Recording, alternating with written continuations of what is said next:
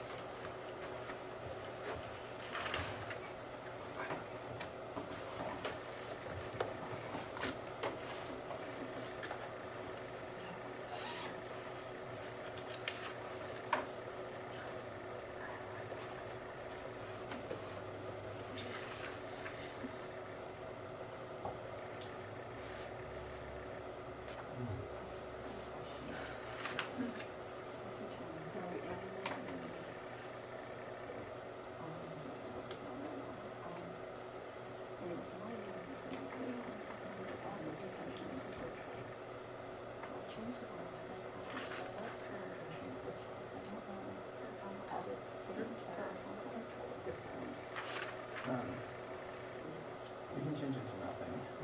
Okay. Okay, that makes sense, I guess. Oh.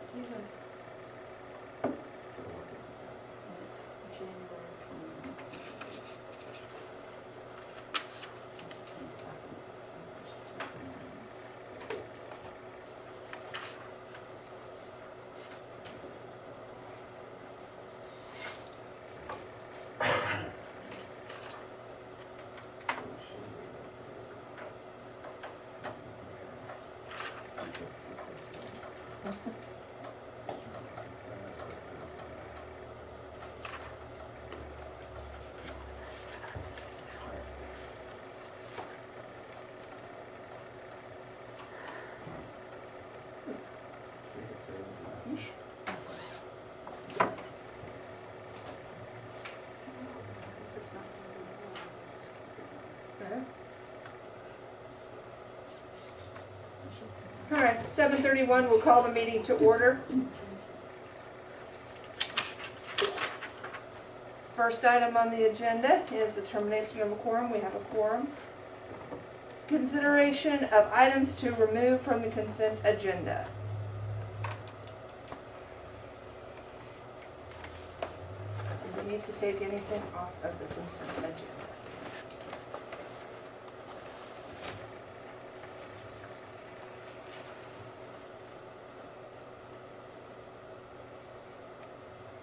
All right.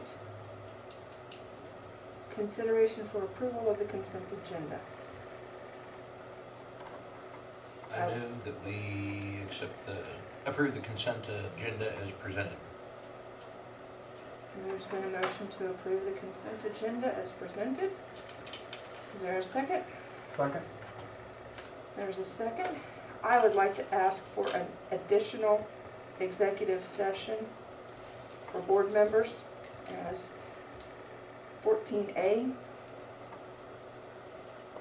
14, right? Yeah. Or you can put it as 15 and adjourn at 16. Yeah, just well, you want it before or after the actions? After. The last, you want last thing, yes. So 14D. Okay. Got it. I understand. I see where you're talking about. 14D. D? Yep.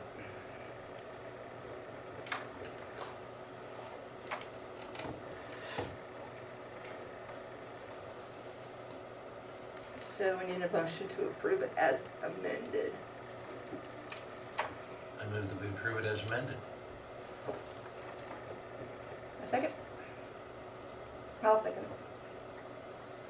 Any further discussion? All those in favor say, raise your right hand. I'm still used to the other Are one. we supposed to Opposed? say raise your right hand?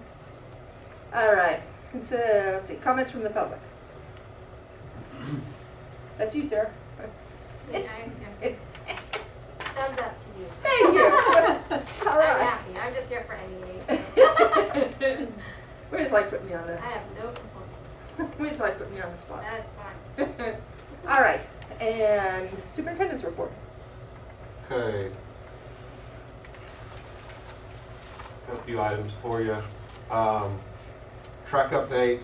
I just got a call this afternoon, actually. They're going to bring in a line painter to paint the lines. They're supposed to be here by Wednesday, which it's a good week because we don't have any home activities on the field, so that'd be an excellent time because next week's homecoming. So the plan is to try to get lines down this week on the track, and then next week the project manager will come back out and we'll walk the whole thing and do the final check off on it. So you guys are supposed to leave Texas tomorrow. They never realized how far it is from South Texas and Central Texas to North Kansas. So I could see it being Thursday before he actually wakes up and comes out to the track, but we'll see. Shoot for Wednesday afternoon right now. Then we'll should have that project finished. Another item that's been kind of ongoing, when we did the remodel project when I first came, the security door systems we put in as part of the project, that's been actually finished about 5 years now. We've had some kind of problems almost every year. Fire alarm specialists got the bid on that out of Waukene, and their service has been terrible. And part of the reason their service has been terrible is because they can't hire help. So you got one guy trying to cover Western Kansas and all the projects they've done, and he can't do it. And he'll tell you he's going to be there, and he won't get here. And we've had a breakdown probably, we've had it like 5 years, and I bet you 3 of the 5 years we've had to have them up, replace a panel in the computer system or something all the time.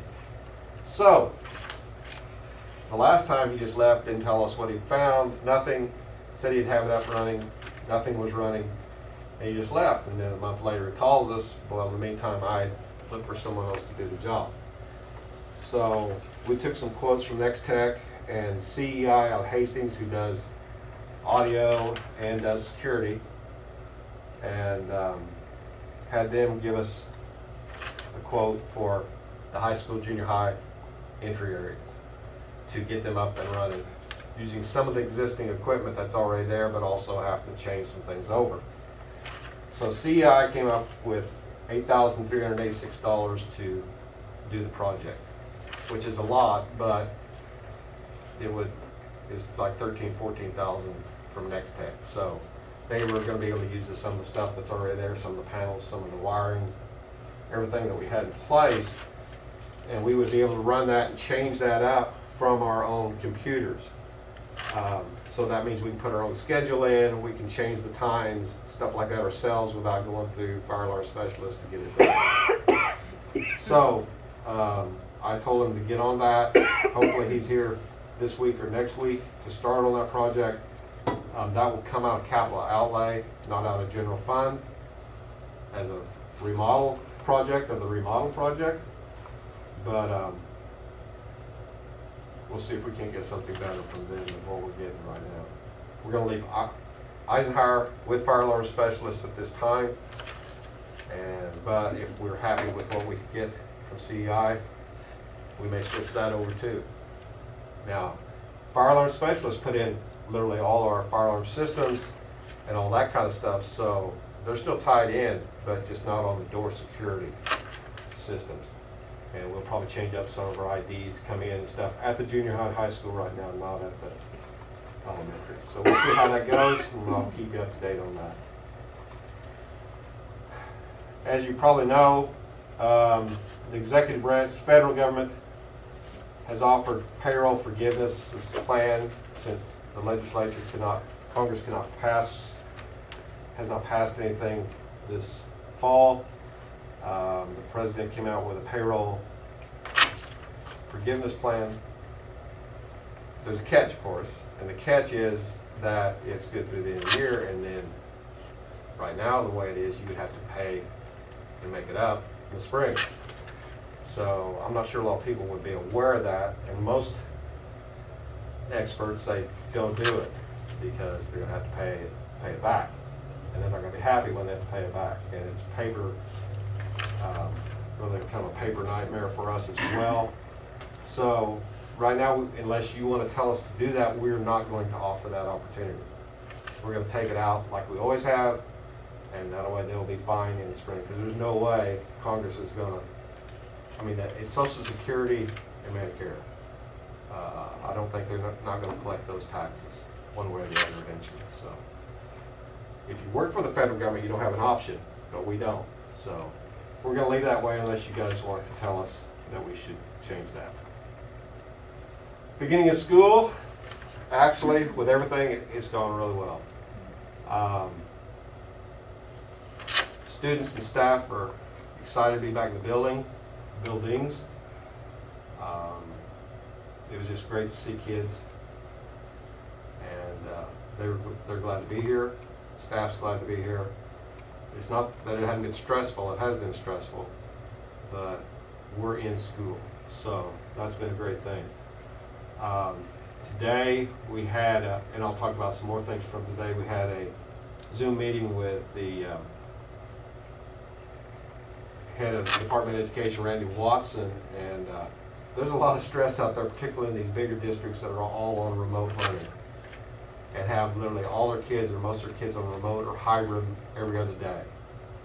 I think us going with in school mostly and really encouraging in school learning has been a good idea, because they're having problems getting parents to fill out logs, learning logs, getting kids to participate, because they went through some of the stuff in the spring. Even though this is probably a better system than the spring was, they've been through that, and they have a negative feeling about it before they ever start. So I really think in being able to stay in school, if we can keep doing that, which means keep following the health protocols that we've been advised to follow, we got a chance. Now that doesn't mean tomorrow we won't have to shut something down, because they're in the building 8 hours, they're at home or wherever the rest of the time, so we can't control that. Well, we've had a few students that had to be quarantined. Most are off now. We have one for sure right now because of contact with people who have tested positive. Now remember, a first contact, so like if you have a parent or grandparent here living in the home and they test, then the student stays home, quarantined. But the second contacts do not. You don't have to have second contacts, do not. So always keep that in mind. So if a student has to stay home, but before that they were with other students, those other students don't have to quarantine. If that student tests positive, has to test and test positive or has symptoms, now you're going to go down the line on contact tracing to other students. So far, we haven't had that. We haven't had that yet. But we've had some incidents. We're going to have some. We just got to keep working through it. Our goal still is to have kids in school as much as we can, even if we end up with kids in quarantine, we will work with that. Then we will come back when we can come back to school. If it's a class, if it's a building, whatever. Because that's still better than trying to do remote learning with the whole school. And I still feel strongly about that.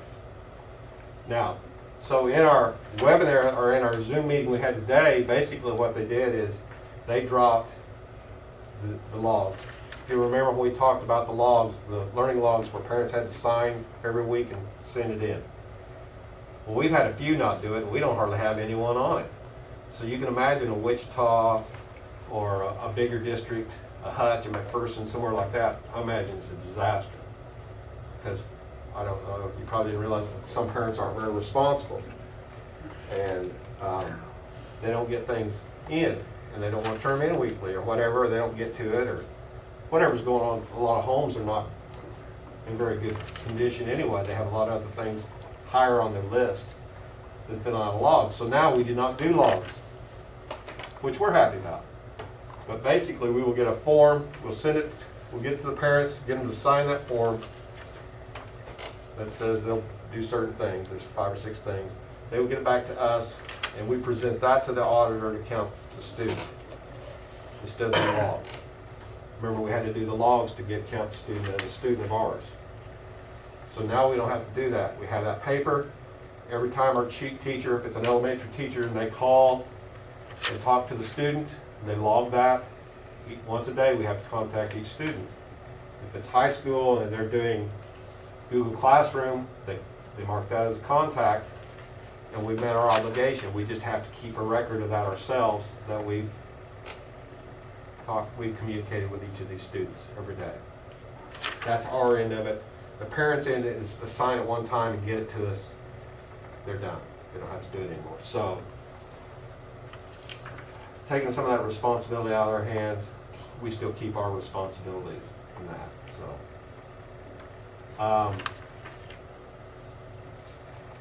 now, if a student, remember also, if a student's in quarantine, that's not a remote student.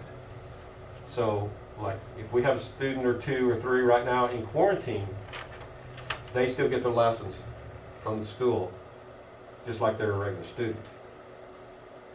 So it'd be kind of like you're home because you had the flu, but you're not sick, but you had to stay home and you're still able to do some work. Well, it's the same thing. If you're in quarantine and you feel fine, you do your work, you do not get counted absent. You're not absent because you're doing the work, and we count it if we make contact with you. So even if you're in quarantine, you're not really absent because you're doing the work. Remote's when you're going, like, I'm going 9 weeks remote. So these kids in quarantine are not doing that. They're not doing that. Any questions about that? Because that can get confusing to parents. And Angie does a good job of explaining it. When she talks to parents, our principals do a good job explaining it, but it can get confusing on quarantines and on remote learning, and also who has to be quarantined and who does not be in quarantine. What our downfall will be is if people don't share with us that someone's tested positive or that someone should be in quarantine. If they don't share that with us, and someone comes to school and they've been exposed to it, and we have a whole class get it, then that's going to be a problem for the whole class, and it's not fair to those students. Okay, as far as masks at activities, we've had a few instances where we've had adults not wanting to wear masks at indoor activities. Most of these people have been from other schools. Hoxie and places like that have no mask real well. They come to Norton, they don't want to wear the mask. But it's a Mid-Continent League rule that was passed by the principals that you wear a mask at volleyball, for example. And overall, our fans have done a pretty good job, home and away. We've had a few cases, but overall, they've done a good job, and we appreciate that because that makes our job easier. We don't get a kick out of going up and having to tell someone, an adult, they need to put their mask on. Sometimes we have to do it. Outside, it's much more lax because it's outside. We'd like to see social distancing when we can, but like, for example, we played Smith Center first game of the year. There wasn't much room to social distance. We had a good crowd. They tried to set in their family groups, did the best they could. Probably could have wore masks, but they didn't. But they were outside. That's different than inside. And that's the way the league approached the rules, and that's the way we've approached it. So far, pretty good. You just have to hang with it. I know it's not fun, but you got to stick with it. Student numbers. Final count day is September 21st because September 20th is always the count day and it's on a Sunday. So the 21st is the count day this year. A student to be counted, they should be here on the 21st or days in the week before and the week after so that the auditor will count them. So you can't be like a couple days before and never show back up, those don't count. Or come 2 days after and never been there before or on the day of, they don't count. So the auditor will look at that. So the week before, the 21st, and then a couple of days after is usually the safest way to go with that. Currently enrollment numbers, about 620 students right now. We're not to the 21st yet, and we're getting some more kids, a few. That's about 614 FTE. Last year we had 653 FTE. So high school's down about 15 because we graduated a big class and freshman class coming in is much smaller. Junior high is about the same, elementary's down to quite a few, probably about 15 or so. So, beyond recent events, 2 years ago, our FTE was 672. So, 672, 653, right now in the 620s. You can see where we're headed, whether you're talking about masks and protest or whatever or not, we're headed we're going lower. So we have to see where that's gonna level out for Norton. It's gonna make a big difference for our schools. We'll go into more discussions on that next month after we have an official count, so that we're dealing with real numbers and not what ifs. So like I said, we got a few kids this week. We're not gonna get up to 650, but we got a few kids this week too. So. End of last week, we got, Kim Chambers did some checking, and we're back on the free federal lunch programs that we had last spring when we didn't have school, and we provided the lunches, you know, in the parking lots and such.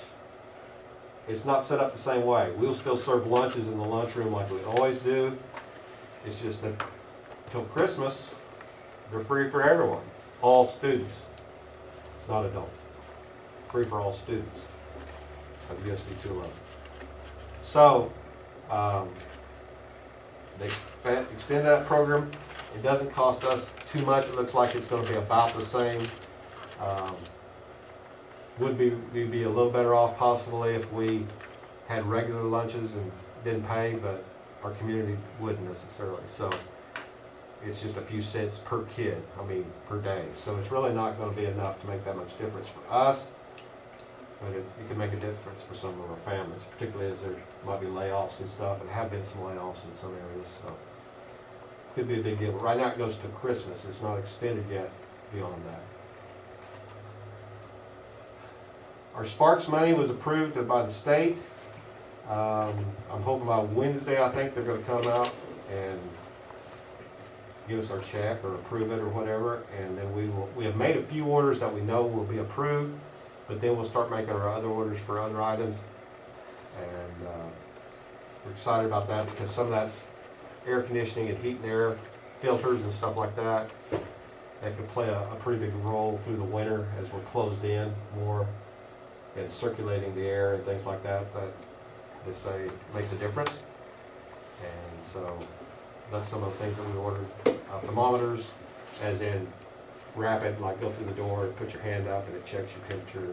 Some other things to kind of speed up the process and maybe cut down on the amount of manpower we need to do the temp checks and stuff every day. So, as well as some other school supplies for classroom level and various other things. Questions?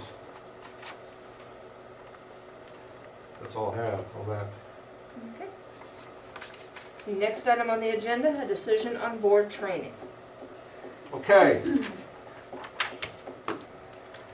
We need to look at, I think we really need to look at some board training. Gary Seacrest with KASB gave me some dates. It's been last week, so some of these dates may or may not be available still. But he said pick 2 dates. Pick the one we want, pick our backup date, because the date we want might be gone. I know some of you have middle of the week's not good, whether it's activities or work, whatever. There's 2 Mondays in there. Right now, the 19th of October and November 2nd. There's some Thursdays. I think a lot of boards pick Wednesdays. That's why Wednesdays don't seem to be on the list there. So you might talk through, select your first and second choice for board training. We really need to get as many board members there as we can to be effective, so you all hear the same thing.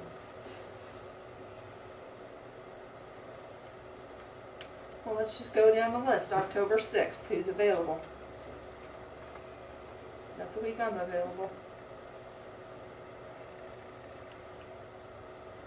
Well, I have junior high volleyball, but I can miss if that's the only one available. So that's 3. You too, Michael? Probably Monday or Thursday would be easiest for me, just in the week. Okay.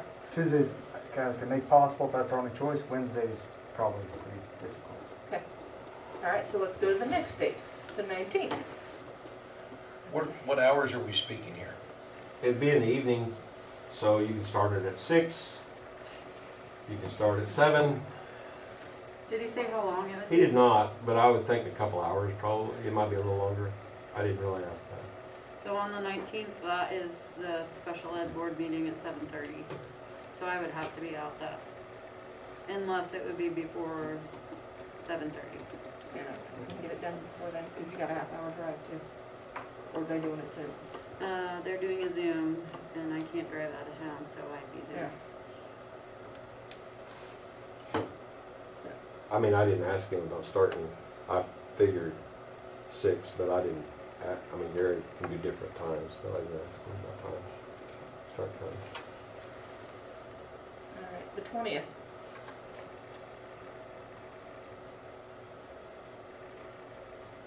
I'm available all that week. I can make it work. I'm assuming I'm going to be asked to chaperone that dance.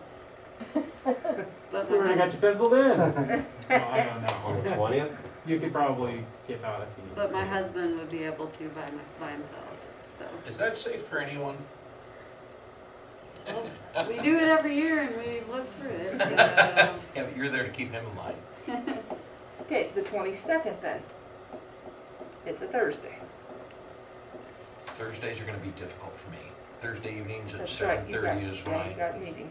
The 22nd, you've got the vocal concert Yeah, also. I'm out Okay. that.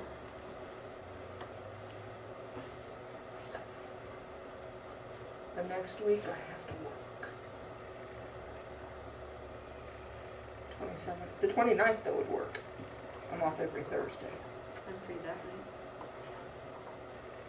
What about the Monday? The second, Yeah. I'm If free you then. said Thursday doesn't work. I'll have that open.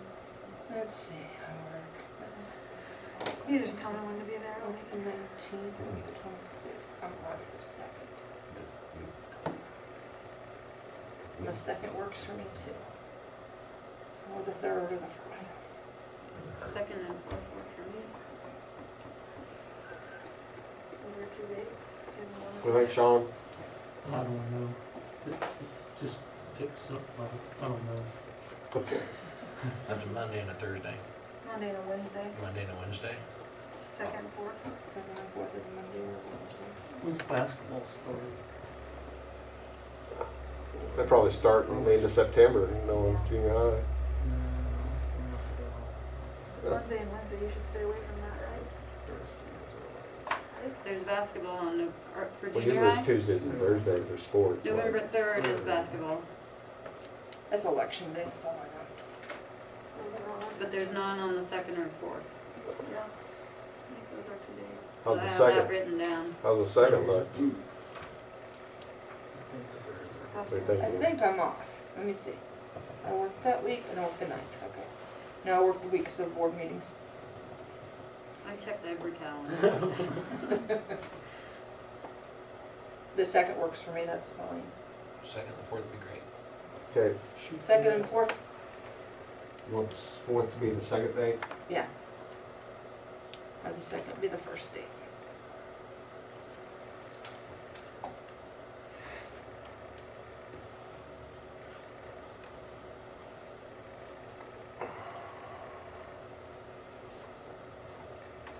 Oh, no.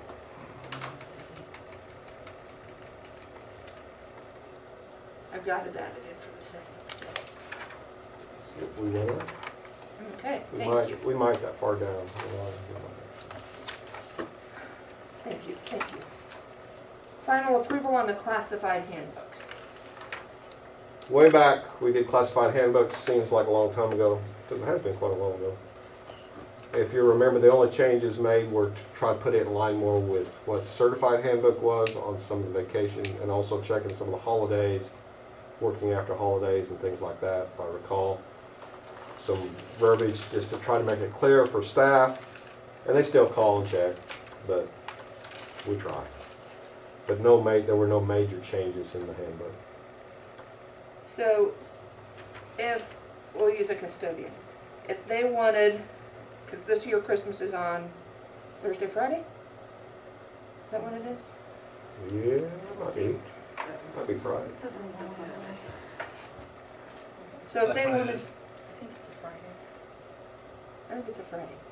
So if they wanted to have, instead of before, or those days off, they wanted to have their break like that Monday, is that allowed? Like, could they utilize at their discretion versus I the think 2 that's days? not, your holiday day is when your holiday is, right? Is that what you're asking? Mhm. They can't move the holiday to a different day. Is that right? It's listed as Christmas Eve and Christmas Day, and then New Year's Day. As in those exact days. So they can't come work Christmas Day and take Christmas on Tuesday. Or, yeah, Right, Yeah, right, yeah, yeah, yeah, yeah. that's what I meant. yeah. We didn't want to do that. But was it that way before, like, I'm not sure if it was Substitute. clear before. maybe that was it? Yeah, I think Mr. Miranda and the previous maintenance director gave them more flexibility and allowed them to have floating holidays over the Christmas break. Uh-huh. Right now, Kyle, our current maintenance director, doesn't like that because when he's off on his holiday, he doesn't want to have to Answer check the in phone, on who's text, working yeah. that day. So I you'd feel like rather it's have- also a good thing for safety to have one person there working on Christmas Day. Yeah. So if someone like slipped and fell mopping the Right. floor, Yeah. Right, no one else would be in the building. yeah. That was another thought of that. So we thought, well, the holiday is the holiday. Right. That's when you take it. Yeah. And I had a call about that. Yeah. It had been different sometime in the past, but I think this is better to be the same for everyone, because then we forget who we did for what. Right?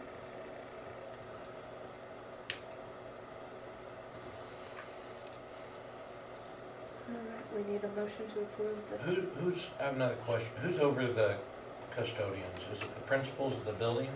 Principals and Kyle sets the schedules. Principals also, so both. Principals tend to usually sign their time cards because they're in the building with them. Okay. But Kyle sets the schedules, usually visiting with the principals, and then and where we need them, when we need them.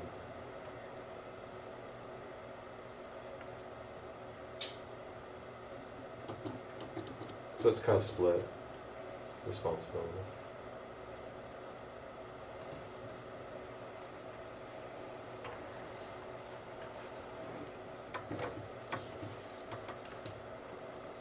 We need approval for the classified handbook for 2021. Make a motion to approve the classified handbook for 2020-21 school year with the documented changes. Here's the motion, is there a second? Colin seconds it. Any further discussion? All those in favor, raise your right hand. Those opposed, same sign. So how are you two voting? Did you? Okay. Sorry. Yes. Okay. Sorry. I was approved. Yeah. Okay. I forgot my right hand was away from the I was door. not seeing it. I'm sorry, I was, yeah. All right, first reading of the policy changes in USD211, recommended by the KASB. Okay, we have, for the first time in a long time, we've had some policy recommendations. I think the last ones were not really anything except change some periods and move some things like that. But this one has some more significant things in it. KSB sends out recommendations every 6 months. They send one out in the winter, and then send one out in the middle of summer. with all the COVID stuff going on, they didn't send really anything this past winter. They got kind of crazy for them too. But this summer, they did send some out in June. And so I'm going to kind of briefly, I put this is in your list. It's like the brief edition. Then down there, if you really want to dig into it, I also put in what the policy would look like as approved. Board policies is two-part, like everything else. We read through it, go through some things tonight. You don't vote. You final it, just like a while ago. You final it next month. Okay, so I'll go through them. If you have questions, ask away. If we don't know, we'll look it up. The first one, board superintendent relations. They just changed some punctuation, so there's not much to that. I recommend adopting that. Investment of funds, remember, whenever we put our funds in, that's why in July we go, which bank has which funds and all that kind of stuff that you vote on at the beginning of the summer. Well, that's what it means. You have to put your funds locally. Okay?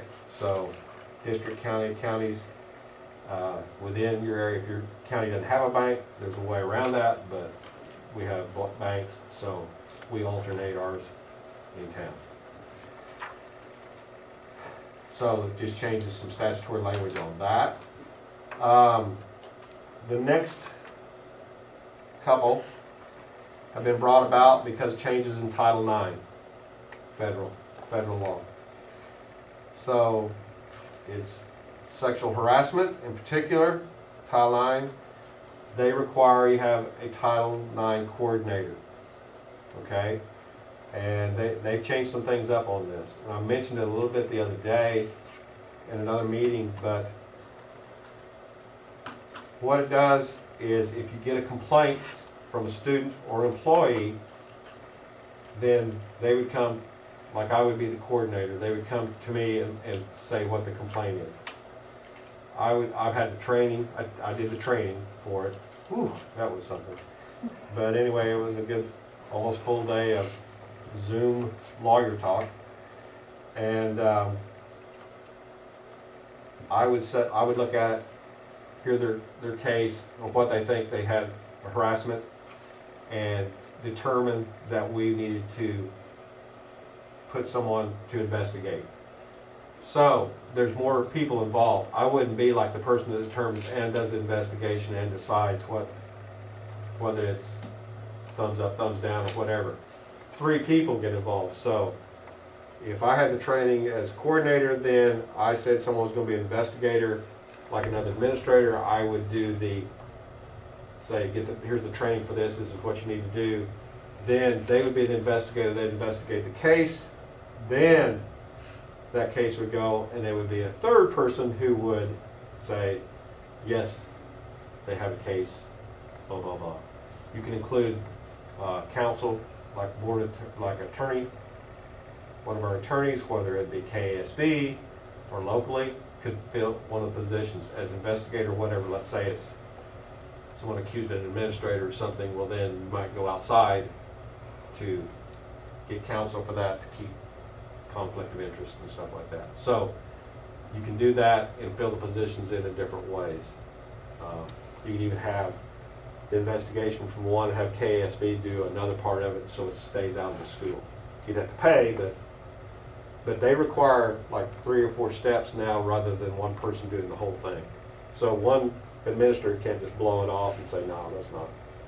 But still the coordinator has probably the most decide if it continues or not. So they recommend that. So in a nutshell, that's what some of this is saying.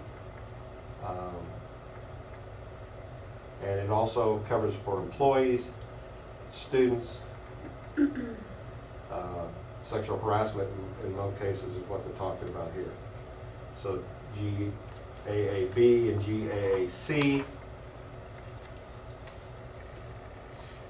GAAD is something already we have in place. It's mandatory child abuse reporting policy. Training so that people, mostly the main thing on training on child abuse is that people know, staff know they need to report it if they're suspicious of it, they need to report it. you can get in trouble, big trouble, if you don't report and you suspect. It comes back. So that's the biggest thing there on that kind of training for that. Okay? Tobacco-free schools, GAOC, what that is a lot of dealing with vaping. And not so much students, it's like employees or adults coming in with vaping materials, and you're kind of like your hands were tied, you couldn't do anything about it. They came in the building and stuff like that. It's not that you're going to like check everyone at the door to see if they carry it in their pocket, but having it out and obviously using it just like smoking is not allowed. Another thing, oh yeah, it says caution should be exercised as teacher wearing apparel is mandatory topic of negotiations. So I guess if they had a tobacco shirt or something, I don't know, we'll put that in there. Board negotiations. Really what's already in place, just change some wording there. Board appoints 2 or 3 board members and others to represent the district's interests in negotiations. Used to use the word agent. I guess they thought that sounded not good, so you got representatives. Some big districts, they may have their attorneys do board negotiations or hire someone professional to do it for them. Small districts tend to not do that because that's kind of causes some hard feelings. So. Next one. Just some language changes again from curriculum handbook to curricular offerings. Don't ask me why.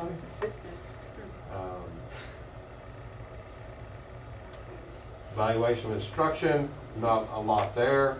Once again, a tobacco-free school policy. This is for students more. Whenever it's J, anything starts with a J, that deals with students. Electronic nicotine delivery devices, they're just putting more definitions as vaping has become a bigger deal. Working their way around, making it look like a storage cartridge for computers, storage, and you guys have seen some of that kind of stuff that they deal with. Also, the sexual harassment from the student point, JGC. The other was from employees and other employees. This would be either an employee and student or student and student. And the sexual harassment is the same thing on Title IX. If a student came and complained, they'd come to this office, file their complaint, and we'd go from there with investigation. Coordinator, investigator, decision maker cannot be the same person. Okay, foreign exchange students.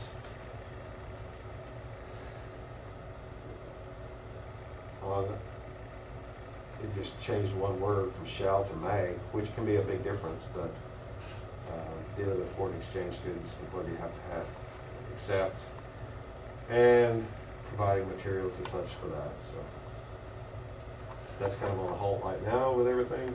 Let's see too many foreign exchange students coming in. More tobacco-free schools down here on the last one on this page. This is by parents and other visitors on school property, including electronic nicotine delivery devices.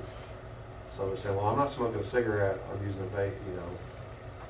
All those are not allowed, not just cigarettes or cigars or whatever. Okay?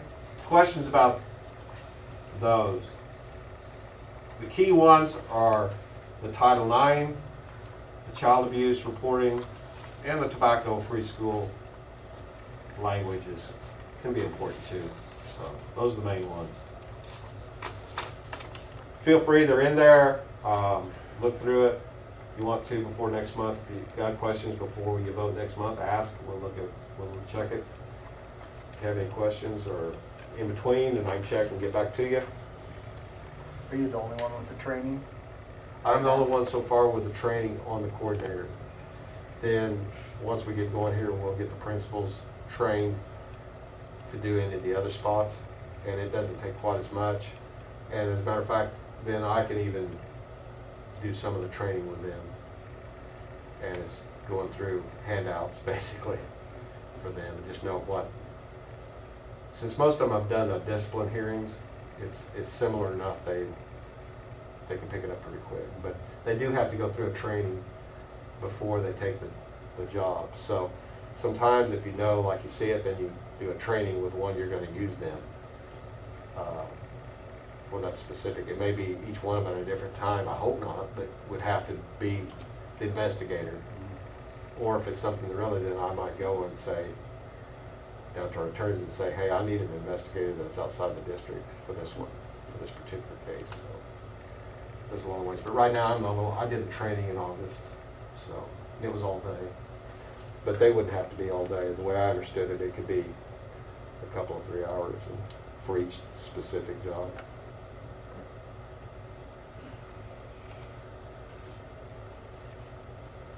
And then the 9.2. Yeah, and that's just, I think that's the, actually the policies written out, I think is what was in 9.2. I think. Oh, there's 77 pages. Yeah, because it's single-sided. They like to use paper, KSB. So that's what 9.2 is. Okay. All right, any questions? All right, we'll have that for next one. Activity handbook, Mr. McEwen. Yes. There's a copy in there. Very few changes this year. I think I can give you most of the changes in. Okay, we changed some years. I changed some coaches and the coaching staff aspect of things. And then I think my junior high Scholars Bowl coach wanted to change the lettering requirement to if you end the season in good standing, you get to letter in Scholars Bowl. All the rest of them, I think we had enough going on at the beginning of the school year that they just were like, what I had last year is good, just count me in. So. Okay.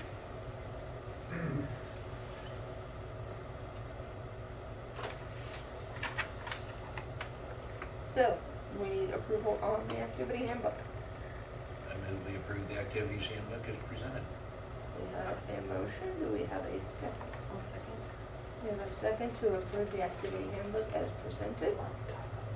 Any further discussion? All those in favor, raise your right hand. Opposed, same sign. Motion carried. All right. Principal reports on the beginning of the school year. Ladies first? Yeah. I would have laughed if Dustin stood up. There we go. I'm good. Let's go.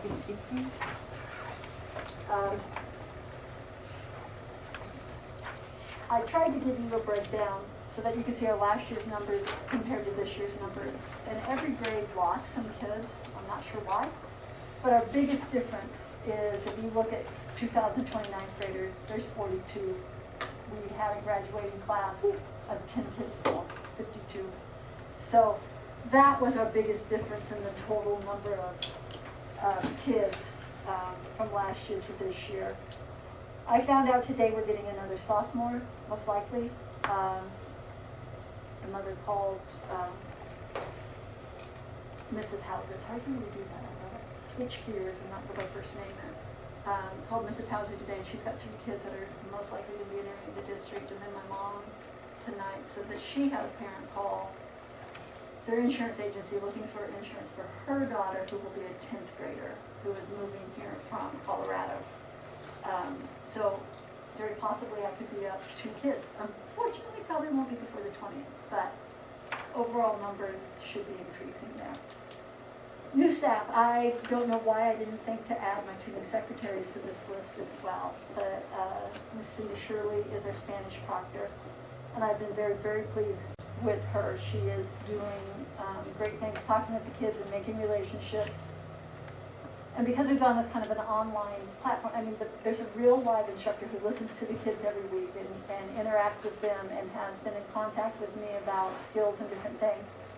It's still an online type of format, and the kids are on their computers. So they are done with their weekly work by Friday, which they're supposed to be, because she does a test every Friday where she Zooms with them and listens to them. Cindy's been all over, well, can we do some games? Can we do some different things? So I've been very pleased with her interaction and the relationship she's doing. Deanne David replaced Shelley Ellis as more of the bookkeeper role in the front office, and then Jeanette Harris replaced Jody Rowe. who went to the junior high. And I've had at least 3 people I can think of off the top of my head say what a pleasant person she is to speak to on the phone and how much they've enjoyed working with her. So we're figuring things out because both Shelley and Jody were veterans and knew what was going on. And so as I trained, I wouldn't think about, ooh, I should be telling you this. But we're getting there, and I've been very pleased with everyone. The student focus for this year is Year of Gratitude, and to me that's obvious. We're just grateful to be back in school. We're grateful to be there. And I think this really shows, knock on wood, I hate to say this out loud, I just really hate to jinx myself, but as of right now, I have had 0 office referrals. We have had a couple of freshman blunders, and that have done a detention, and we've had kids who forget to shut off their phone and have done a detention for that. But as far as any type of serious office referral, I've had 0 so far this year. And so I'm very grateful for that, and I think it shows because the kids are just glad to be back in school. They're glad to be around each other, and it's been a great start. It has been a really, really good start for a year. I'm not going to go through all of those different activity involvement numbers. I've broken down for you. But when you go to total athletic participants, 111 of 108 students, I'm very pleased with that. I am all about academics and getting kids through a rigorous curriculum. But we also know that academic participation helps develop the whole child and helps them be motivated to be academically eligible each week. And so when I see numbers like that, I'm very pleased with that. You didn't get it? I was going, That's where's when I my love technology. Mine did. Mine We did. didn't duplex. Okay, well, I will get that to you. But I will just tell you, there are 111 of 186 students. So I will get you the back page. I don't know why I didn't do that. Because I just printed it. I didn't make copies. I just printed it. So why it would print one and not all of it? Don't know. It's been that kind of day, though. But I'm just pleased with that we've got that many kids who are involved, who are active. And then you look at the other activities, and I see here I did make a boo-boo, but you don't know that. I don't know. There is no total there, so I'll add that total for you before I fix it and send it to you. Personal objectives. I'm going to continue my Facebook page, just trying to keep communication out there. Let people know the positive things that are going on in our school, because there's a ton of positive things that happen in our school every day. I walk around and I think, oh, I wish I would have thought of that when I was a teacher. I wish I would have done some of the things that our teachers are doing. So I plan to continue that. What we're doing right now is there's all kinds of research out there that it takes approximately, depending on which curriculum you look at, 86,000 more minutes than what the school year allows to get through every objective in the current state standards. So one of the positives of COVID is the navigating change cut it down and said, here are your mastery objectives. Here are what we need to be focusing on. So I've asked my staff to look at that and look at our ACT and look at what do our kids need. Let's start personalizing and individualizing. And the other thing I want us to do is look at formative assessment. What is mastery? Instead of just turning that page in that teacher's manual, what is mastery? If what we are doing is teaching linear equations, why are we teaching it? And how do we know when they've mastered it? And what should they be able to show us? And we're not going to turn that page until we're at mastery. Or we're going to come up with a plan that says, when we go remote, we're going to cycle back around and we're going to review this until we reach mastery. So that's what we're doing. My curriculum objective is for our school this year. And the last Friday should have been a faculty meeting, but instead I gave them that time to use backwards design, which is just simply a format for what is your overall goal, what's your unit goal, what are your individual lesson goals, and then what's mastery and formative assessment for that. And so they're working to build that. And so far the feedback I've gotten has been very good on that. Then I need to tell you, KU may be reaching out, and if they have, I am ethically obligated to tell you that I am doing my dissertation this year. And I am doing it on administrative guided reflection. So I had originally thought I was going to use people in other schools but I've changed my focus and I'm looking at, can an administrator guide the reflection of an employee, or is there too much of a power differential between me and an employee that's going to make them feel like they can't be open and honest with me?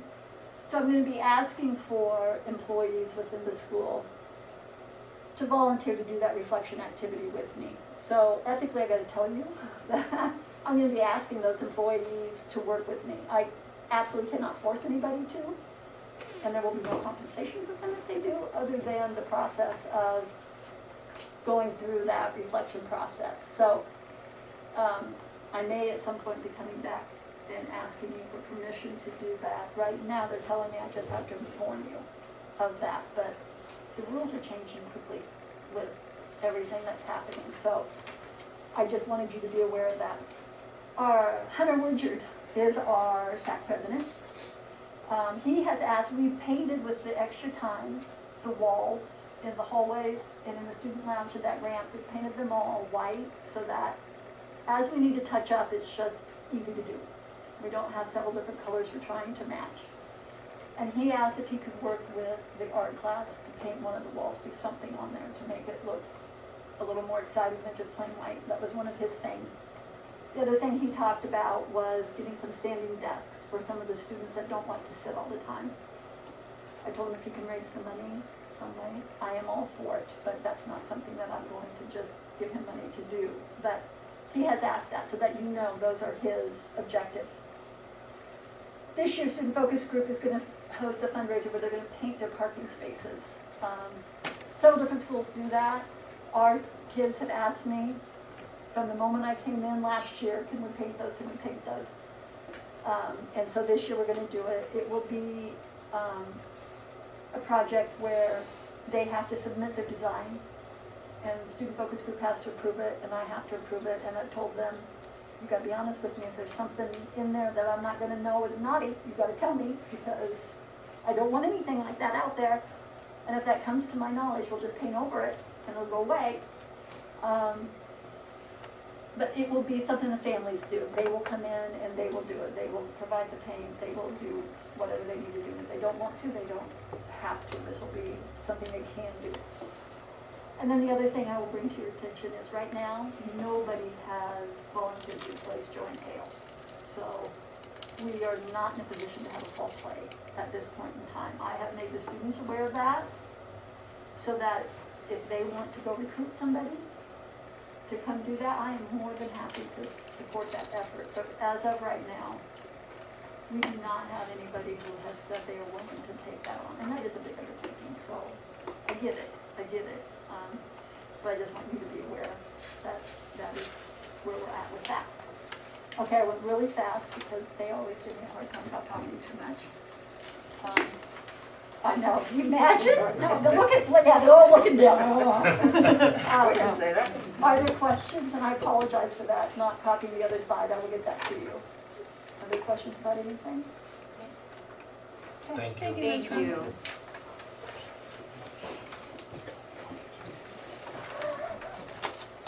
See, he's timing me. He's timing me. I'm looking at the compass. Yeah. I will say it's great to work with these two. Can't start until I start talking.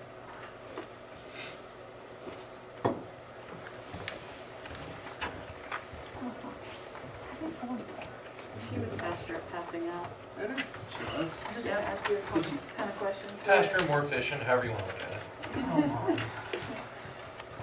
We got your back. Thank you. All right. Hey, it was great to be back with students. That's first and foremost. I'll admit, like it says here, I was nervous about coming back. How are things going to go? Were we going to get all the procedures in place? How was it going to work getting them in the door? Where are they going to go once they get in the door, et cetera, et cetera.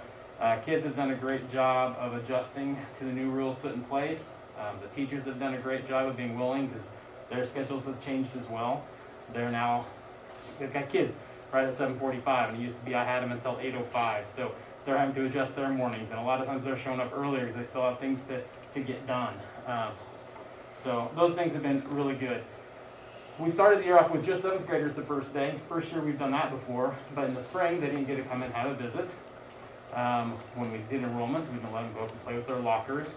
So it was really a good experience, not only for the 7th graders, I think it was a good experience for the 7th grade teachers, our teachers in general, to have those 7th graders only instead of having everybody there for the day. Be able to slow down, let them kind of learn how to navigate junior high. Really worked out well. I'm not necessarily jumping in with both feet on Facebook necessarily, but Keith did find this program called Class Tag, and I know I have several parents in here that have been on there. I even used one of you as a guinea pig to see how it would work when we first started. And so it gives me an opportunity to send out an announcement to the student body. I can see some statistics as far as how many parents saw the announcement. So I think it's an improvement over what we've had in the past as far as trying to get word out there. For me, it's still not out there on the World Wide Web, but it gets to you. So hopefully those parents that had a chance to get on there and to look at that are enjoying that. From day one with my teachers, I've told them, prepare kids for the possibility of having to go remote. You know, spend some time making sure they know what to do, or if they have to go to quarantine, that they have a way to get on and to still be involved in lessons. And I think that they are working on that at this time even. So we're getting there. Enrollment, we're up just a little bit from last year. Part of that is we had a class that came in that was pretty big, kind of matched what we sent on up to Miss Strum at the high school. So we're back to 106 again. You can see the breakdown of the enrollment. I always kind of like to look and see how many of our kiddos aren't actually living right here in the town of Norton or have an address that's different, and you can see those. Personnel changes, not much at the junior high. We have Tia Marie Van Patten, who will be a paraeducator with us at least until Christmas time. She's doing a fabulous job. Hopefully we can find something for her to do after that as well. Coaching wise, we've got Luke Fonstill, which you guys have approved all these, so you probably know this already, but Luke Fonstill came on as a junior high assistant football coach. Melissa Granberry took over the head volleyball coach. Angie Alexander as an assistant volleyball coach. Cherry Brooks kind of was in there last year as an assistant volleyball coach, but kind of her part-time, somebody else part-time. She's now doing it all the time for us as the junior high volleyball assistant coach. And then I left her on as a coach, but Jody Rowe came on as junior high school secretary. And She's your coach. she's a coach. She's my coach, yes. She's finding out, you know, she's replacing big shoes and doorless shoes with a lot of experience. I'm finding out when she asks me some questions, I'm like, I'm not sure Dorla did that. So we're both learning a few things as we go along, but she's doing a fabulous job, and she's finding out just how much information comes through the junior high office with the AD and trying to take care of all the other things that we do with the junior high students. So she's going to do a fabulous job as she gets more and more experience. On the academic side of things, during MTSS, we'll continue to focus on reading. We weren't able to get our benchmarks done from the spring of 2020 since we weren't in school, so we haven't jumped right into the MTSS groups yet. We got our fall benchmarks done last week, and we're starting to look at that data now. We'll get the group set up and start to do that again. Last year we had started something called 6-Minute Solution, which really helps the students with their fluency. We're hoping to get that going again, and then we'll continue to use it for Zello and for some character education. Electives, 8th graders get to choose 3 and 7th graders get to choose 2. I broke down what's in our elective classes. You can see that all of them have good participation numbers this year, I believe. Students doing a lot of good things there. Mrs. Manning will have another big group of entrepreneurship challenge. I think that helps with her class enrollment because they see those checks that the kids get when they win that entrepreneurship challenge. And we even had some that are working on it already. We had some cookies in the lounge the other day, which I think were like bribes for later on, you know, actually buy cookies from her. So I enjoyed them. Yeah, they were really good. So told her she could bring more. Activities and participation. Junior high football and volleyball and cheerleading, a lot of kiddos involved again. I have 82 out of 106, and when you add those up, it doesn't quite make sense, but it does when you think some cheerleaders are also out for volleyball and some cheerleaders are not still out for volleyball. So off to a good start. Football team is 2-0 with victories over Plainville and Oakley. The 18 volleyball is 2-2, I believe, at this time. Victories over Plainville and Hill City, losses to Hoxie and Oakley. Stuco again, just had 2 run this year, Peyton Bailey and Logan Willauer. They both gave quality speeches and they had to do it twice. Because we did one time with 7th graders so we could social distance, and we did it one time with 8th graders so we could socially distance. Peyton was elected the student body president. Other members are listed there. Those first ones are your 7th graders up until Eli, and then the rest of those are going to be, well, I guess Jason's listed later, but both those other ones are going to be your 8th graders. Ks, again, great participation numbers in Ks. 97 of the 106 are out for Ks. And once again, if you're going to do something fun in junior high that's within the school day, Ks is where you want to be, because they have the most parties and the most service projects and things that we have going on is being in Ks. MCL League, we had our first meeting September 2nd. The high school had already had their meeting. The MCEL decided to go just right step in step with the MCL as far as their policies on COVID. I think it was a good step for the MCL to come together with some solidarity on this is what we're doing, so it's the same for fans regardless of where they go. I was a little nervous when they had their first meeting because everybody had a lot of different rules. Some people were going to take the temperature of every fan that came in the door, and some were going to take the temperature of the players as they got off the bus, and so I was really glad that they came together and decided on one thing. I wasn't at that meeting. Julie was at that meeting when they came up with that policy for the MCL. I think it was a little tension, but really glad that they came together on that. One of the things that they are changing, the league volleyball, Keisha's not recommending that we necessarily put that many schools all together at one point in time, because we'd have all 12 of them coming to the same location on that Thursday to play volleyball. So they're changing the format to that for both junior high and high school. You're going to have 3 different quads hosted by the 3 top-ranked teams at the time they put those together. You'll play that quad. The winner of the quads will come out and play in a try then on the date that we would normally have our finals. So normally it'd been pool play on a Thursday. You finish the pool play in the morning on the Saturday, and then you go to the championship for high school. That's the way it would normally be. Now it's going to be on that Thursday. You're going to have 3 different quads. Winners of those will come on Saturday and play. For junior high, we normally met on a Saturday and finished the whole thing in one day. We're now going to come on Saturday to 3 locations, do the quads, and then we added a date on the 12th to have the try in the evening on the 12th. I can't remember what it is. The 12th was right? It's Monday the 12th Monday's the 12th. of October. So that'll be the date there. So that's a few changes there. You know, started talking a little bit today about wrestling already, and Keisha really hasn't told us one way or the other what's going to happen with winter sports, but we're hoping and crossing our fingers that we keep it going with activities the way we've been able to do. Any questions for me? But not trying to just extend my time? Yeah, we'll have our time. I think you went past what Julie I did. do too. I do too. No, I wasn't. Actually, it was shorter. Number 15. So how long do we need to stall you? I don't know, because Oh I'm wait, kind of worried. I have to help him for part of his, so Yes. I I'll could, go ahead and get I started. could cause the problem.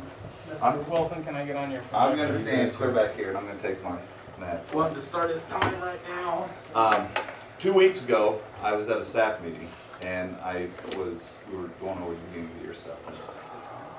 We talked about the summer, we talked about the beginning of the school year in August and in September, and I said, staff, I said, I got to address the Board of Education at the September board meeting like normal, like we've done in the past. And I said, if you guys have suggestions on what you would like for me to say, let me know. And I'll repeat what I can, and maybe I won't repeat everything. But one of the teachers put together this little video. It's a minute long, and go ahead, Dustin has volunteered to play it. So this is part of my demonstration. Yes, we're back in action. What did you miss most? Their stories. They love to tell you their stories about what happened to them, what happened to their family, what's going on in their mind, about their books, everything. The jokes take people every morning. The thing that I found I missed the most is my heart was just happy after we had our first day of school and got those kids back to school. What we all needed to have happen. Their laughter. We miss being able to do crazy, Fine. things to motivate our students. Wow. One word for being back at school, happiness. I just want to say how grateful and thankful and very happy to begin our school year 2021. It's been a great year so far. Looking forward to more. So just a few teachers volunteered that, and I think you heard, what they were saying, that they're glad to be back. The teachers, the staff, the classified, the cooks, we're all glad to be back. And as a whole,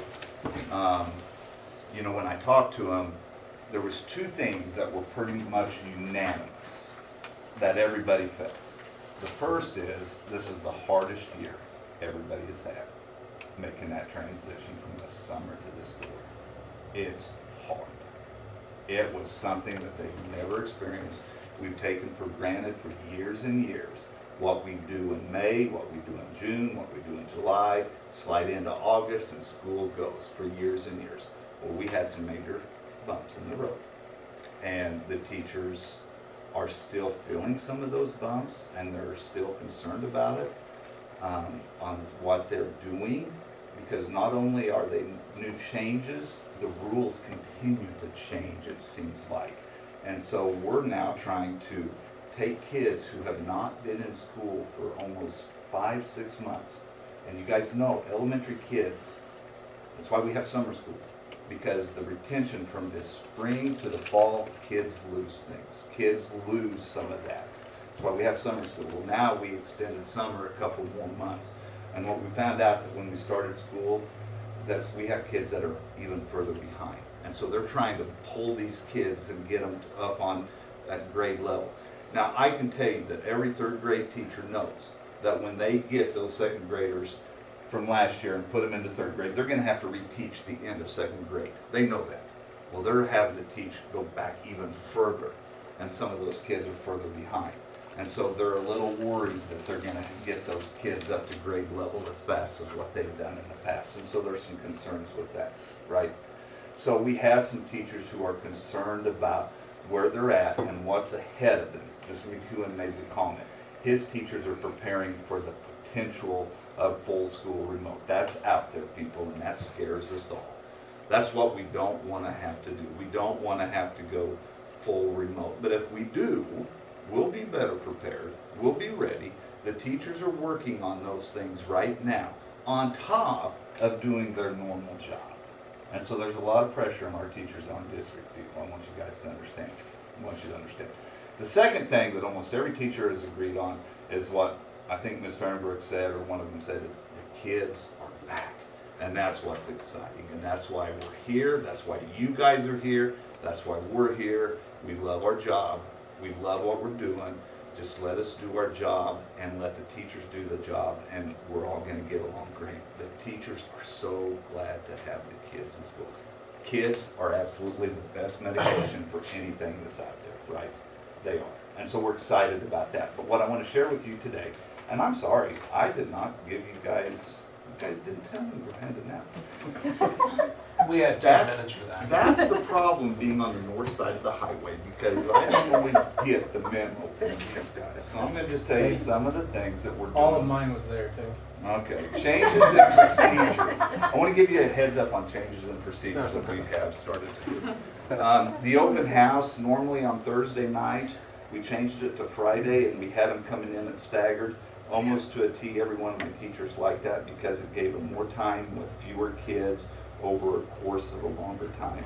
Instead of 15 of them showing up right at 5 o'clock and then not having anybody, we spaced it out. Teachers loved that on that Friday, and that's probably something we're going to continue. And most of the parents were pretty responsive, pretty good about it. A couple of them said, well, I had to get off work, and we understand that. We understand people have to make those kind of changes and stuff, but for the most part, that Friday open house worked out well. We'll probably look at doing that again. Our morning routine has changed. We're trying to catch temp checks at the door. We have 3 doors that we're doing it. The issue with that is I've had to increase staff at the doors to help do that. We start at 7:30. Now, we do have some kids that show up before 7:30 for various reasons. I have little kids that have moms or dads that go to work and they can't be at home, and so they come to school, and we're okay with that. We try to catch them at 7:30. Some get in before.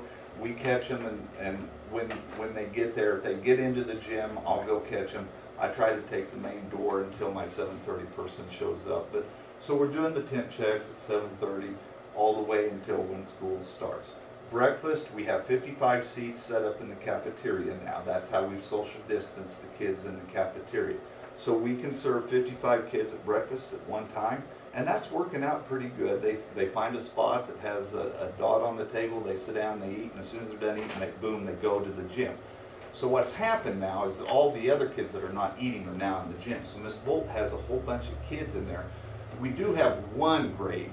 They go to the room because the fourth grade teachers wanted the kids to come in there so they can do their morning stuff before the academics really start. And I've walked in there, and I don't think the kids are bothered by that, by going into the room instead of the gym. So that's the one classroom that does do something a little bit different.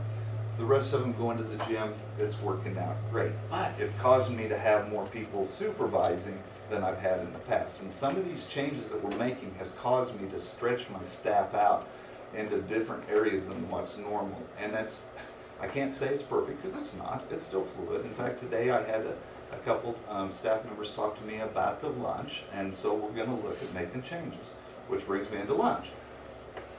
We go 55 seats in there, right? So I can't have more than one grade in there at a time. So as what we're doing in September is kindergarten, 2nd, 4th, and 6th grade. They alternate coming into the lunch. So kindergarten comes in at 11:15. First grade, they come at 11:25, their normal time, but they take the trays, go to their room. When the kindergartners are done, the 2nd graders come down, they sit in the cafeteria. And when the 3rd graders come in, they get their trays, they go to the room. So kindergarten 2, 4, and 6 eat in the cafeteria. Grades 1, 3, and 5 eat in their rooms. In October, we're going to switch it then. We've got to give the kindergartners plenty of time to learn a routine, and then we're going to jerk it out from them, and then we're going to take them down to the hallway. But that's okay. They'll adjust. Some of the staff are a little worried about kindergartners walking down a long hallway with a tray full of chili or noodles. But anyway, we'll make it work. So that's been a change, but it's working. It's working. Kids, the cafeteria is actually a little louder because instead of sitting side by side, they're sitting side by side this way, and so little voices are traveling this distance instead of this distance, but we're making that work. So some changes in our lunch program as well. No seconds for lunch, and we're not having parents or visitors come in to eat with our kids at this point. That may change as the year progresses, but we're withholding that right now. PE and gym, this has been kind of a big one because what we're really trying to do is not have cross classrooms, right? You know, we're keeping the classrooms, kids with their own classroom, and we're not trying to cross them, okay? So PE and music, what we've done in the past, we have three sections of 2nd grade. I'm going to give you an example, okay? 3 sections of 2nd grade. Well, every teacher in the regular teacher in the elementary has to have a 40-minute uninterrupted time for their plan period. Well, that's when their kids go to PE and music. So in 2nd grade, I would take the 3 sections and I would tell Miss Terry, your class has to be the one that splits for the year.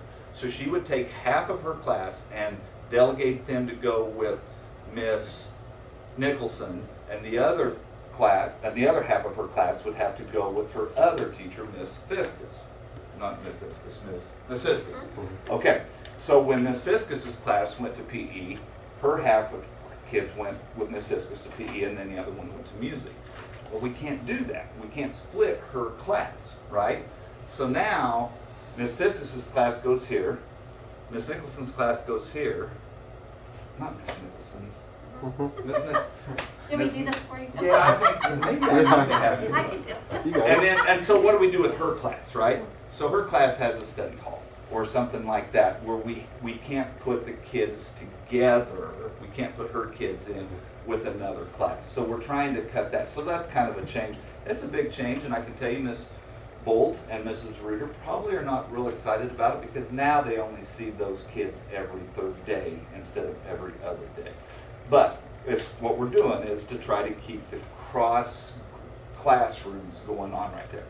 We've eliminated MTSS for right now, no MTSS, because those were kids going into groups that were not in their normal class.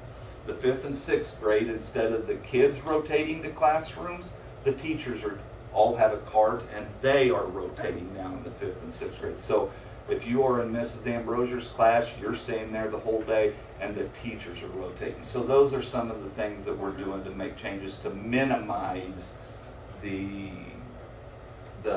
cross grade, the cross classroom type stuff. Does that I know I'm saying it fast and I'm not saying it very clear, but I hope that makes sense. We're trying to minimize that kind of stuff.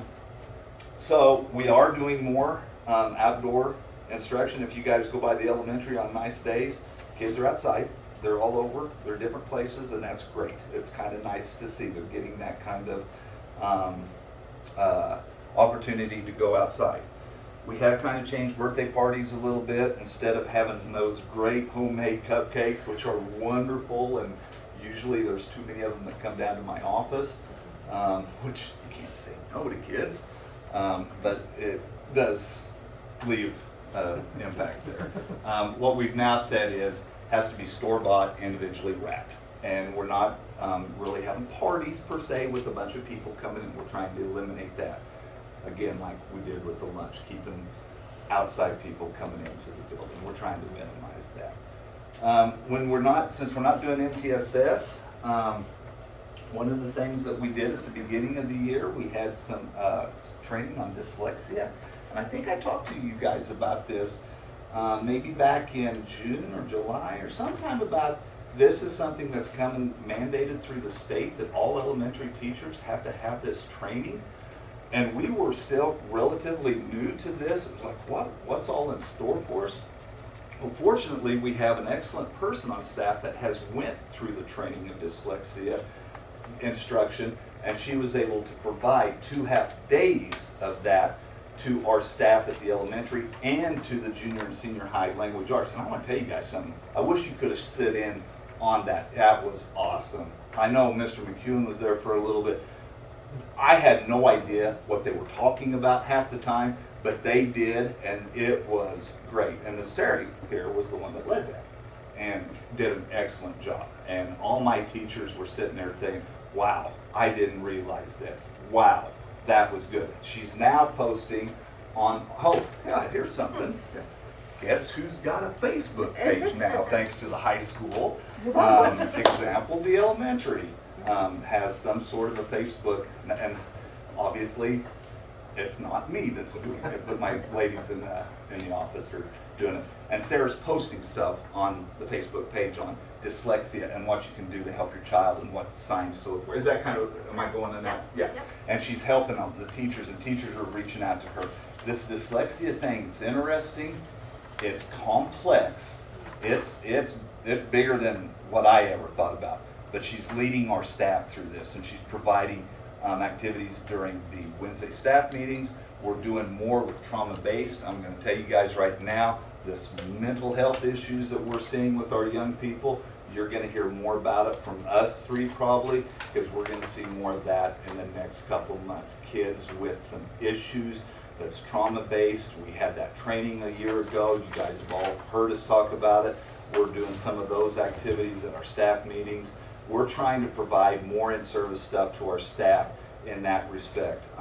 One of the things that was said was at our last meeting was teachers need to self-help. They need to self-help, take care of themselves, because teachers often put everybody else in front of them, and then they take care of themselves when nobody else is around, and that's wrong. These teachers need to take care of themselves first and foremost so that they're healthy for their kids. And we have to have people tell them that and stuff, because they sacrifice time and energy for so many other people. They need to take care of themselves. And we're talking about that in our staff meetings, and I think that's important. And we're going to bring more stuff to you guys, because we need to have your support for our staff and those self-help, those mental health issues, because our teachers are under a lot of stress right now. And we, not just in my building, I'm everywhere. And we need your help. We need your support. And we're doing some great things, but it's out there, people, and we're all nervous. We're all scared. Dustin said that at the very beginning. He says, didn't know what to expect. I don't know what to expect day in and day out. Our future is out there. We're not sure what's in front of us, but We got great people, and I appreciate them. I hope you do. I know you guys do. And I'm going to close this out by saying thank you to you guys for the work that you're doing. I know it's been tough, but you guys have stepped up, and I do appreciate your efforts as a board of education for our students. So, with that said, do you have any questions for me? Was you on time? Can you run through the break? Can you run through the breakdown of teachers in classrooms one more time? That sounds terrible. I don't even know what teachers are teaching what grade do. Well, I was under a little pressure because I wanted to beat these two guys. So I started doing Dustin's thing because you notice how fast he was talking. So I started to do that. So it looks like I lost you. Thank you guys. Thank you. Thank you.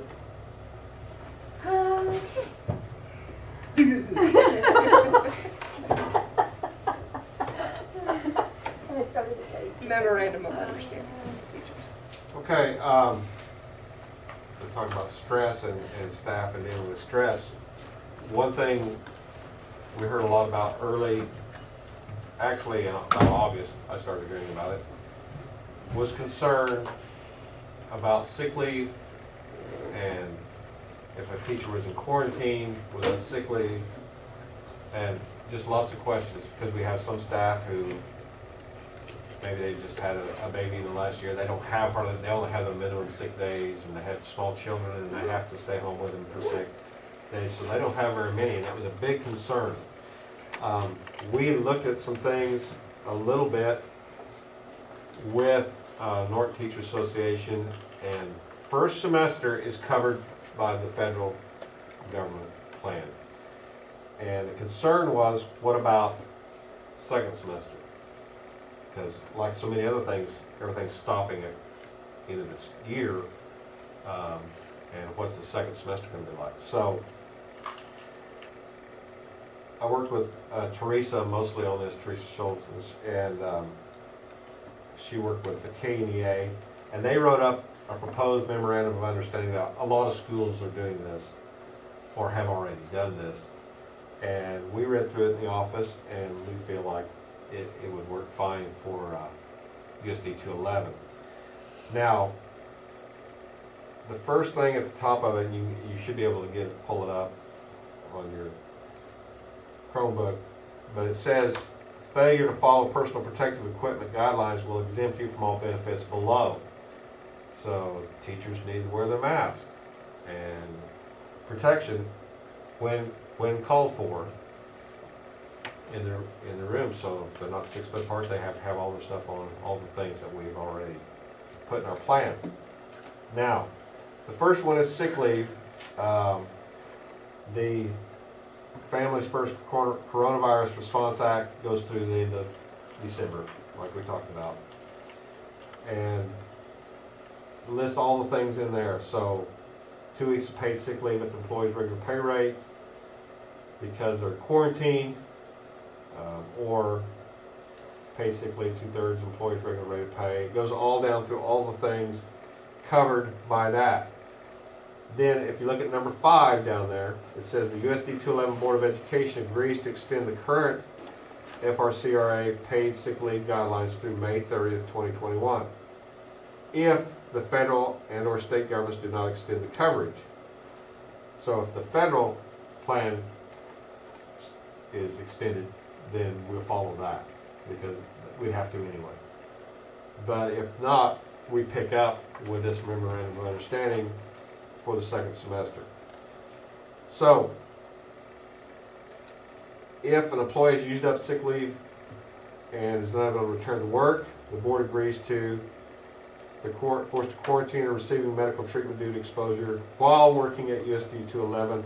The district will not count this leave toward the employee's accrued discretionary sick or vacation time during these absences.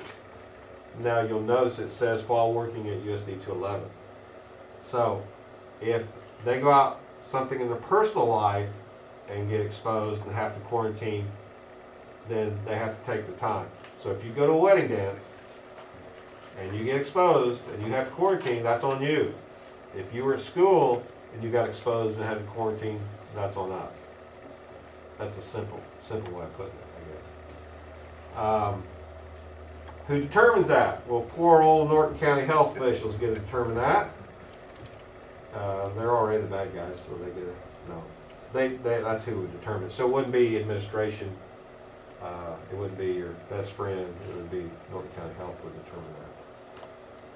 Then the employee agrees to release their findings to the Board of Education and Administration. So you can't keep it private if you want us to pay your leave. You have to share information. And it goes on to contact tracing and all those things they have to provide. Now, so other things goes down through that. I don't want to read the whole thing to you.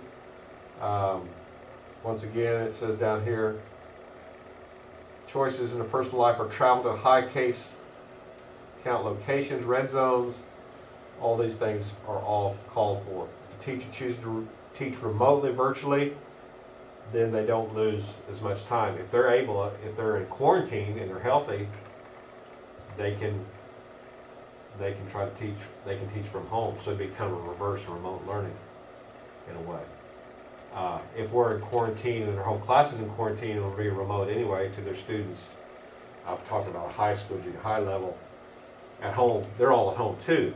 Elementary would be a different thing. Substitute lesson plans. If capable, they'll provide those appropriate lesson plans for substitute, continue learning, because they're supposed to have a substitute folder already, all those things prepared. Okay? Once again, it says in there twice, you must follow personal protective equipment guidelines to exempt you from all benefits above. And if the federal government changes the rules, then it would change our rules as well. So, quarter time is all they would miss if they're not physically able to be in the classroom. Quarantines are different. If we have like at school, we're going to allow our teachers to come in and use their classroom to send out because we have the best internet. So let's say we have the high schools in quarantine, the whole high school. As long as they stay separated in their building, in their classroom, they can do their class out from the building to their students. Because if you live out in the country, you know the internet goes real fast, you know, compared to what we have in the building, trying to hook up with 20 kids or whatever. Am I saying that right for high school level?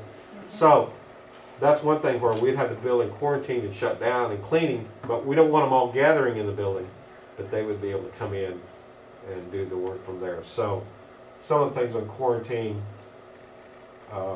if the whole building's quarantined, but the teacher themselves, that's what this covered, is each individual teacher.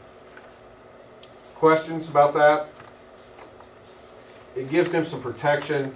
If we had teachers where they'd be quarantined, come back 2 or 3 weeks later, we'd have another quarantine, and they lost 28 days, and it wasn't their fault. And it's not their fault. So hopefully we don't see anything like that, but we wanted to protect them when they're working for us in can be a dangerous situation, anyway, so health hazard in a way. So, but if they go out and do something on their own, they have to take care of it with their own days. So we would need that to be approved by the board and go back to the teachers.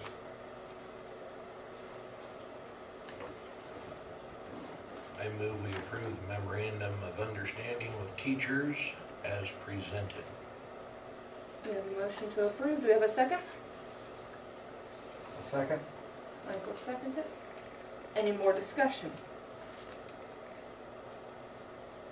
All those in favor, raise your right hand. All those opposed, same sign. Carried 6-0. All right. Executive session for non-elected personnel. Who do you need? I think just me. I don't need very much time either. 5 minutes maybe. Okay. I move we go into executive session to discuss personnel and personnel assignments as protected by the KLMA. To return to the open meeting at 9:05 with the board and the superintendent. Do I have a second? Second. It's been moved and seconded. Any discussion? All those in favor, raise your right hand. Opposed, same sign. Motion carried. Thank you. Thank you. Thanks, guys. Thank you. Sorry. Mr. Wilson, do you want to hit play on this when it's done, when you start again, or? Actually,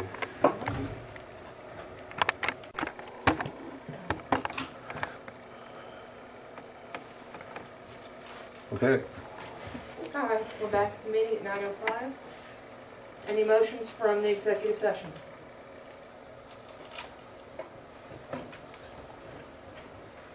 I move we accept the resignations of Rachel Keene as prosecutor and Jerry Jones as concession coordinator. Been moved and seconded. Any further discussion? All those in favor, raise your right hand. Opposed, same sign. Motion carried. Nominations. I'll move that we accept the nomination of Neil Wilmuth for custodian and Laura Mahood, Yeah, I don't know. I think that's supposed to be. BT Eisenhower Cook. It's been moved. We have a second. Second. And a second from Abby. Any further discussion? All those in favor, raise your right hand. Opposed, same sign. Motion carried. PDC minutes. Madam President, I'll make the motion to approve the PDC minutes for August 18th and August 31st and apologize for missing my first two PDC meetings as a board member. You're carrying on a tradition. You're carrying on a great tradition. I thought August 18th was covered for 2 months, and 13 days later I found I missed another one. So I do apologize, but I will make that motion. I'll second. Do we have a second? Any further discussion?